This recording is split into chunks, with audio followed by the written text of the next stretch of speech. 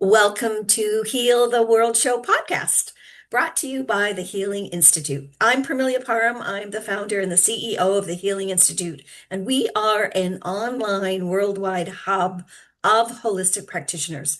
We really want to help people to be well and stay well on their healing journey and their health journey. And let's face it, we're all on a health journey. So let's make it be the best that we can possibly be. And so I have been using holistic ways of being well for over 30 years. So I know that it works. And all the practitioners that are on the website are looking at root causes, really what is going on with you. Now, our medical model that we've had for the last 50 years often doesn't work. And the reason I believe is because we were only ever looking at symptoms. We weren't looking at what was causing those symptoms. So all of our practitioners have a 30-minute consultation so that we can get to know you, so that we can get to know exactly what you need. And I am just really delighted that we are able to have the Healing Institute. I actually called it an institute because I'm passionate about educating people how to be wealthy, how to be healthy and wealthy. And so that's why I called it an institute. And this is actually the podcast that we're doing is our 130th episode. So yeah, Erica had a little pom pom. I think that we can have a little pom pom. Thank you. Thank you. The Healing Institute actually was created. The reason I created it, I really feel I was divinely led to do this. And based on a tragedy that we had in our family a number of years ago when my mother passed away at a very young age, she was only 61, and it was due to complications of a medication she had been on for a long time, and it affected her kidneys. And it was unfortunate. I was 5 months pregnant with my son.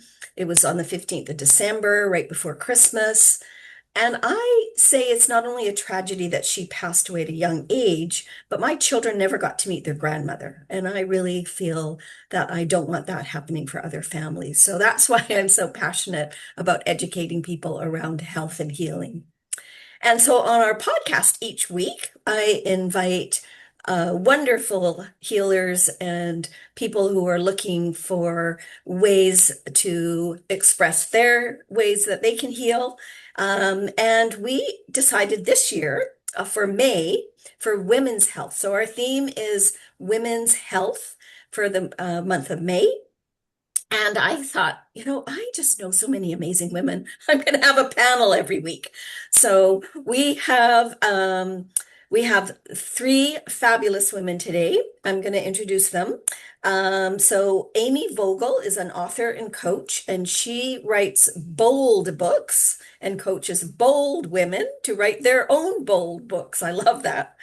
Al Grinnell is a certified emotional intelligence mentor, and she's successfully leading her clients through the Elevation Adventure. Yeah. I think that might be named after you, Al, right? The Elevation There is a Adventure. bit of a play on words. I love it. I love it. And Erica, welcome, Erica. Dr. Erica is a developmental psychologist, an author, a certified coach, and she uses laughter to assist her clients in navigating life. So I'm just so delighted to have all of you here on the panel today, and we are going to just have a conversation. But I think I'm going to start with Amy. So, Amy, talk to us a little bit about how you set up your boldness and get all of your bold women to write their bold books. It's a work in progress. I mean, you have to be the thing before you help others be the thing. So it is always a process for me to step further into boldness. I'm an Aries sun, so it comes with the territory. But at the same time, I've spent a lot of my life playing small, and I got into my midlife and thought, yeah, I'm just not going to do that anymore. So the stories I'm given to write are often transformational stories. Mhm. Whether it doesn't really matter what the genre is. I always tell readers at events that it's my focus is feminine empowerment.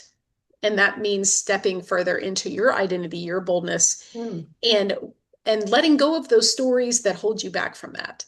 And so when I work with clients, they're women, and I specifically work with women who know they've always had a story they want to tell because they know it will have an impact and they know that it will help people. They're not just doing this to write a book. They're doing this to For a reason. yeah, well, and to fund to scale up their own life, and that includes health and wealth, as you mentioned, because writing a book really is a very therapeutic process. So when I work with my clients, we always start with vision. What do you want this book to do for you? How do you want it to serve in the world? And then there are so many stories internal stories that you have to work through in order to make that happen. But writing clarifies that. Writing gives you that mindset, that motivation. And so, it's just so important right now with the state of the world that we women step into that leadership role because we are naturally the teachers. We are the natural creators. And so in order to help ourselves, help the generations that come after us, we really have to know the stories we're working with and transmute, transform, even alchemize those into a new story that we live into, even as we're helping others. I love that. That's fabulous. And we were talking a little too about that these stories do impact our health. So when we're writing them and kind of getting them out, I always say there's a story in here somewhere. Yes. We're actually going through that transformation. So that is going to have an impact on the person's health and Yeah. wellness. Yeah. And I always talk about how courage is not the thing that's comfortable. Confidence is comfortable, but you have to have the courage to do Mm. the thing in Yes. order to have that experience to know next time around, I can do this, and you have the confidence. And so, it is transformation is not comfortable. Growth is not comfortable. Healing is not comfortable, whether that's physical, mental, spiritual, or emotional. But it is the thing that we're here to do. So to quote the Shawshank Redemption, you either get busy living or you get busy dying. So I truly believe everything that you just said. Yes, absolutely. It isn't comfortable, but that is definitely the way we grow. Absolutely. So Al, let's talk a little bit about the neuroscience of this. And I think you were mentioning that oftentimes, just to kind of add to what Amy was saying, we do second guess ourselves. So we do play small. We're kind of, I think as women, and I don't like to do a big generality, so I'll just speak for myself. I wasn't expected to be a big person. I wasn't expected to go out in the world, and I was expected to not be proud of myself. There was a lot of ways I was raised, and I had a wonderful upbringing. Not to say that, there wasn't anything that was untoward, but because I was a female, pretty much, there was no expectations. Mhm. So we have to have our own, right? We have to make our own expectations. Everything you're saying is so true. And it sometimes people can't understand why people can't change or can't shift out of situations, but it was never modeled for them. So Hmm. in your situation, your mother modeled life the way it was then, Hmm. right? And Yeah. most women weren't encouraged to be trailblazers. They were admonished, right? And just, left out. And even today, like women in higher positions of authority will be accused of being too emotional. Well, women are emotional, and that's how we get stuff done. Yeah. That's how we Hello. that's how we get to the Yeah. source, not the Yeah. symptoms, right? Yes. So it's a valuable skill that we have that scares the heck out of people who don't have that skill innately. And so the neuroscience behind it is like with what Amy was talking about, when we tell our stories, we want to be able to have the pathways that make it a story. Meaning, like when I talk about my childhood abuse, it's a story. My heart rate doesn't elevate. I don't get choked up. I don't start crying. And, because I did all of that and that served its purpose. So be careful when we tell our stories that we're not making it be who we are, Hmm. right? It's Hmm. who we were that brought us to who we are today, right? All Right. those lessons that were learned. So again, going back to the neuroscience is you're asking those questions. What did I learn from this? How did this serve me? You can even say, how could I have done this differently? Because now you have tools that you Hmm. didn't have back then. And it's not to say I shoulda, woulda, coulda. You simply will release it and say, if I had known, this is what I would have done. Right. And so it's important for us to remember that we are literally walking, talking, breathing miracles. And to play small is to keeping that miracle from shining. So you didn't know that you were going to be put on this planet to heal the world. And now here That's you right. are. I had no idea.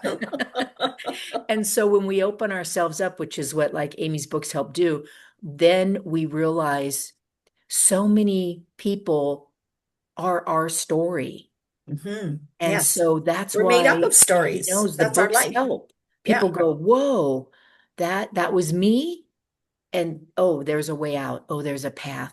And it begins with surrounding yourself with people, a tribe, a village of people who are modeling what you desire so that you can get out of the pity party and you can start getting into what's next. What does that look like? Use the imagination, which is such a powerful tool to start vibrating into your life those things that you actually, because if you can imagine it, you're capable. Because we can imagine so much more today than we could even have thought of 20 years ago. And that's why we're here. It's so exciting to be alive, even in these challenging times, because we have so much love and light to bring. And when everybody shines, then it starts looking a little better. I know that sounds super 60s hippie, but it's the truth. That's It okay. was I then, love it is that. today. Well, I think it's so true too, because there is a lot of doom and gloom and negativity that's going on. If we're, looking at our social media, we need to have that light. We need to have that lightness of who we are as people. I mean, we do take ourselves seriously, of course, but we need to have that inner light. That's how I describe it, as having that light that's shining from the inside out. And I think that's also what helps us be mentors and great, examples for people in the world, women, men, children, like whoever's coming, especially other women and women that are younger than us that are coming into themselves to become themselves. Yeah. Wonderful. Yes, thank you. So Dr. Erica, we want to hear all about the laughter and the benefits of laughter, and how that is helping our health and how that helps us be healthy. Yeah, absolutely. I mean, common sense wise, most people know after you giggle, you feel better. So I don't really have a lot of convincing to do Oh, you have an that easy that job. laughter. But where the struggle comes in is all of the stigma attached to grown-ups laughing, right? Kids laugh anywhere between 300 and 600 times a day. Adults on average laugh 6 times a day. That's wild Not land, right? good. Like that's wild. And when we think about it, adults are supposed to be serious, supposed to get stuff done, we're supposed to be really efficient, we're supposed to be doing all these things. And a lot of times people see laughter as frivolous or silly or whatever, or honestly, you can be made fun of for your laugh. You can be told you've been laughing at an inappropriate time, or you're not taking this to the full heaviness that it's supposed to be. And yeah, there are definitely times where it's not appropriate to just giggle and be super silly. And there are other times where it can be super healthy and helpful for you as well. So I help people to do intentional laughter, meaning we just laugh because we know it's going to help us feel better. Our bodies don't actually know the difference between a genuine, authentic giggle at something funny versus us just pretending. If I just go, ha Mhm. ha ha, he he, ho ho ho, like nothing funny happened, but my body was like, wait, oh, are we happy? Wait, are we good? Because it'll boost my dopamine, it'll boost my Okay. oxytocin, lower serotonin. I didn't have to do nothing that jovial occurred here just now, right? But my body feels better, and your body feels better by watching me giggle Yeah. because it's like, oh, are we good? Like, should I be giggling too? And that process is one, great for your body. It's good for your lungs. You're breathing in good, amazing oxygen deep down into your lungs. It can absolutely be a cardio workout if you do it for like 20 minutes, right? It's apparently really good for wrinkles. So there's a lot of good, healthy reasons to laugh. Um, but my favorite one is that it just builds connection and rapport with people so fast. Like, you giggle with someone for 2 minutes and you are bonded for life, you know? Yes. So it's Your best a friends. wonderful way. It's so good for connection, and it's great for entering into a flow state and an upper feeling of confidence and courageousness. Oh my gosh, if you giggle before you do something scary, your brain is like, I don't know, but let's try. And that's plenty for me. Going from that spot, taking a scary step from there, so much easier than, oh my gosh, I'm going to fail. Everything's terrible. I hate everything, but I'm going to do a scary thing too. Both of them, you gotta take a scary step, but at least you feel better during one of them. So, yeah. Well, thank All you right. for also listing all of the health benefits, physical health benefits, because I think that's is what's really, really important. I was joined a group called Laughter Yoga. Yes. Yes, yes, yes. And we weren't doing yoga poses necessarily, but we were actually down by the beach where I live on Vancouver Island. So we have this beautiful beach, so community beach. So we're down by the beach, and there was a whole group of us. And the facilitator had just learned, she just got her certification on laughter yoga as a laughter yoga instructor. And so she was teaching us how to do laughter yoga. And literally we were standing there going, ha ha ha, he, ho ho ho. And before you knew it, that in fact was funny. So, and then watching all the people Yes. walk by us because we were standing in this little square of grass, watching everybody walk by us and looking at us like we had two heads. That was funny. So, I mean, it didn't take long before the, kind of forced laughter became the real laughter. And yeah, we absolutely felt fabulous after that. So I great. find sometimes laughter is much more therapeutic than crying. And Yes. you can do both at the So, same Yeah. time. Well, True. yeah, it, sometimes if something that really touches me that's not sad, but it's happy, Yes.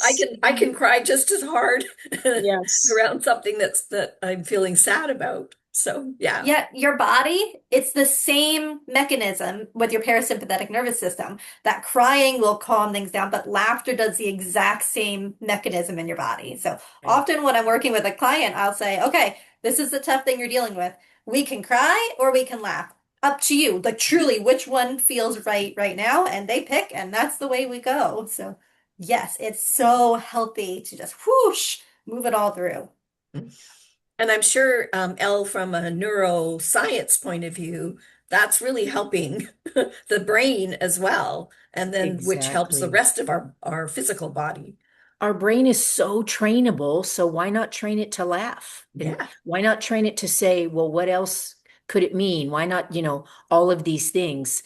And when you were talking, Erica, it reminded me my youngest used to laugh in very stressful situations at a very young age, and it got wildly misinterpreted, even though she was young, and still does it today. And I noticed it kind of early on and realized, oh, I see what's going on, right? It's a brain mechanism for deflection. Hmm. So I don't know where it came from because I never did that. So it wasn't modeled, definitely not her dad. But it works. Hmm. And you've heard of people too that either laugh inappropriately. They're either they could be at, at a memorial service, or they could be could be the bride at the wedding, and all of a sudden you're laughing through your vows.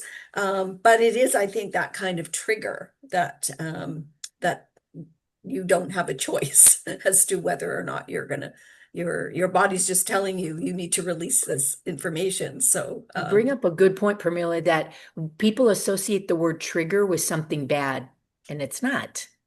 It's something that makes you think or feel a certain way in a snap, and it could be good. It's not always bad. And it's Any, a gentle, laughing Mhm. is a It gentle is, yeah. release. Mhm. Crying can sometimes be a whole body. You got stuff coming out of everywhere. You're shaking. People don't know how to react to that. It can be a really intense way to process Mhm. emotion. Laughter sometimes can be accepted in a different way. People, you still might get like strange looks, but people don't think that you are violently ill, so you get a different kind of response from laughter. And if crying is making you feel really vulnerable, whereas laughter maybe doesn't turn that on just yet, then maybe you're going to go for the giggles, right? And that's cool. What Right. you do, what your brain needs you to do is that. And Laughter that's what's draws people necessary. in, right? Laughter draws people in, whereas Mhm. crying makes people go, uh-oh, I don't know if I want to touch that because of whatever Mhm. their emotional intelligence level is. But laughter is going to bring people, going to draw people. Mhm. So well So, said, Elle, because oftentimes I have to tell people these are happy tears, like really. Hmm. yeah. You don't need to Yes, leave. They're happy tears. absolutely. Yeah. Yeah. So it looks like Amy's got a little bit of a storm where she is. Mm. So she's had to drop off. So that's unfortunate, but we're almost at the end of our 30 minutes. So Ah. any final words, Erica, that or questions you might have for Al or anything you'd like to say Yeah, before we I say think goodbye? I think the piece that I get asked about the most when it comes to the giggling and your health and how is this truly related, is people ask like, do I have to do it every day for so many minutes? Or I mean, you can if you'd like to, right? You can absolutely make it a routine. But what I've found for people to kind of implement it more intentionally is trying to make sure you watch a funny video every day.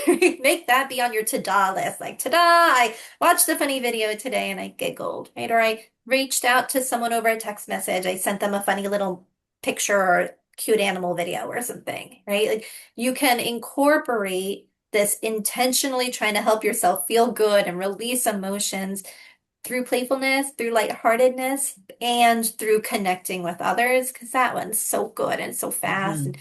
you send one person a video of otters holding hands, they're gonna send you back a baby hippo. Like it's so wonderful. I love the reciprocation of it. That I think is where Well, and people get we the so most need that benefit. right now. We need that uplifting and we need that connection. Mhm. That's, I think, what people are really looking for, that kind of connection, where you've got some joy and some laughter and some, the happy hormones that are going through our Yes. bodies because of Mhm. Yes, that. because we can affect those easier than people realize.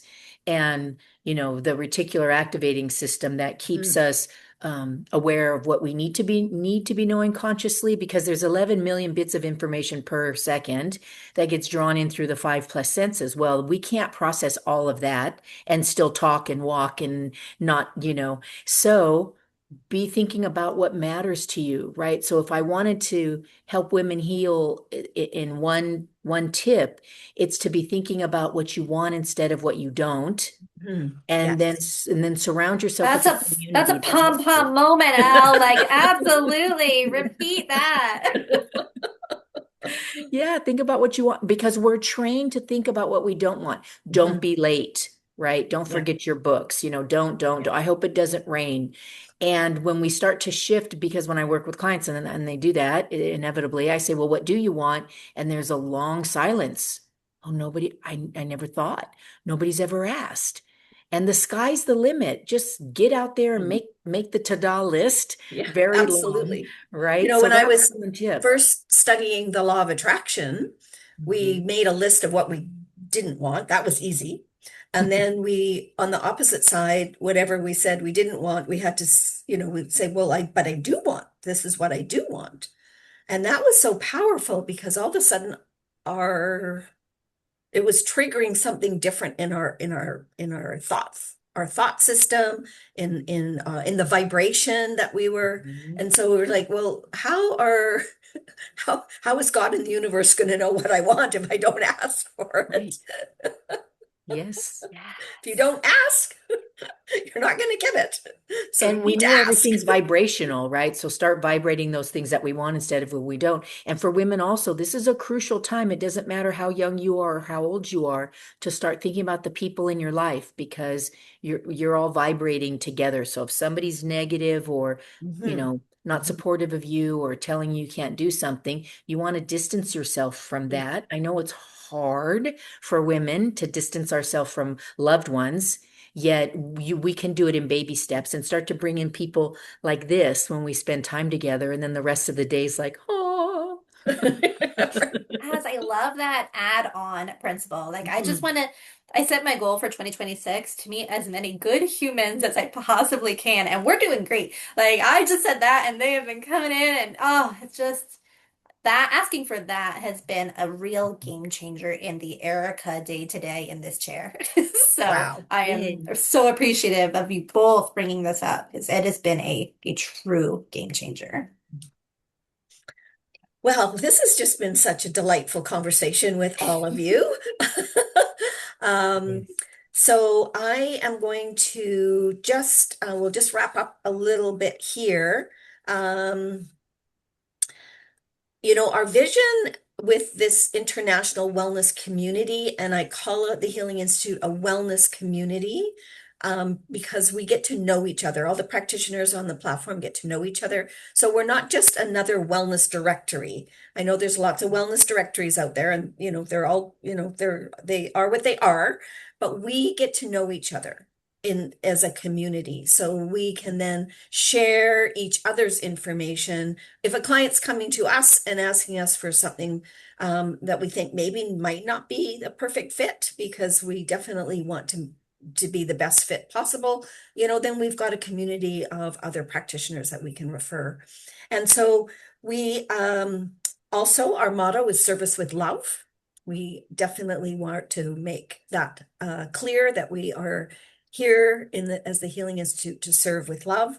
And we have a big ask for those of you who are watching or have listened to the podcast after, let your communities know about the Healing Institute. Let them all know about our amazing practitioners and the wonderful people that we have who are here to help you on your healing journey.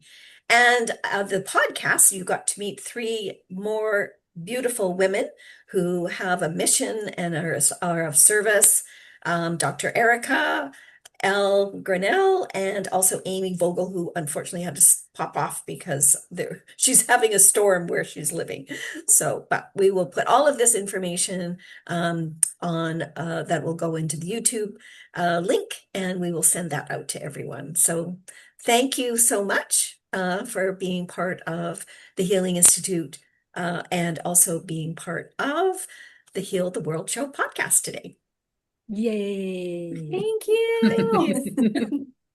Thanks, Permelia. See you again.